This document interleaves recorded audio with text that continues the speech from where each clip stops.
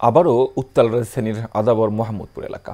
রাজনৈতিক ছত্রছায়ায় সন্ত্রাসী ও কিশোর গ্যাংয়ের দাপটে চরম নিরাপত্তাহীনতায় সাধারণ মানুষ। প্রশাসনের অভিযানে মাঠ পর্যায়ের কয়েকজন গ্রেফতার হলেও ধরাছোঁয়ার বাইরে গডফাদাররা। বিস্তারিত জানাচ্ছেন মাজহারুল আমিন শুভ। সম্প্রতি রাজধানীর আদাবরে এক জিম্মিকে উদ্ধারে গিয়ে কবজি কাটা আনোয়ার গ্রুপের অন্যতম সদস্য দুই ভাই জনি ও রনির কিশোর গ্যাং সদস্যদের হামলার শিকার হয় পুলিশ। এই ঘটনায় নতুন করে সামনে এসেছে আদাবর ও মোহাম্মদপুর এলাকার জননিরাপত্তা। 5ই আগস্ট পরবর্তী আইন শৃঙ্খলা পরিস্থিতির অবনতির সুযোগে এই গ্রুপের সদস্যরা হয়ে ওঠে বেপরোয়া। প্রকাশ্যে কুপিয়ে গুলি করে ছিনতাই, চাঁদাবাজি, দখলদারিত্ব, মাদক কারবারি এই গ্রুপের রোজকার ব্যাপার। আইন শৃঙ্খলা বাহিনীর বিশেষ অভিযানে কবজিকাটা আনোয়ার গ্রেপ্তারের পর এলাকায় ত্রাসের রাজত্ব ধরে রাখে দুই ভাই রনি ও জনি। পুলিশের উপর হামলার ঘটনায় এই দুইজন সহ শতাধিক গ্রেপ্তার হলেও ধরাছোঁয়ার বাইরে রয়েছে গডফাদাররা।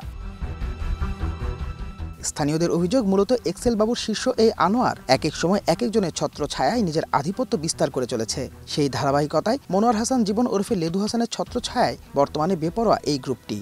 কবজিকাটা আনোয়ার ছাড়াও কিলার বাদল গ্রুপ, কিলার লাল্লু গ্রুপ, জনি রনি কিশোর গ্যাং ও লম্বু মোশারফ গ্রুপ সহ আরও কয়েকটি গ্রুপের সঙ্গে অতপ্রতভাবে জড়িত এই লেদু হাসান।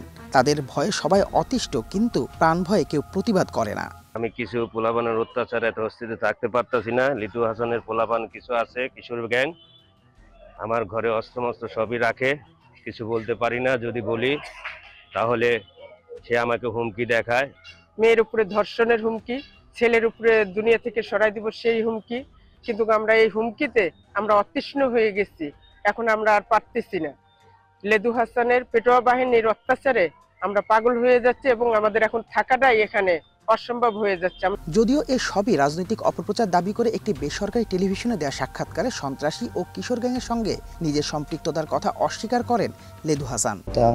দলীয় গ্রুপিং থাকে, একটা কারণ কেউ কাউরে কাদা দেয়, নেতৃত্বের লড়াই, দেন নির্বাচন লড়াই।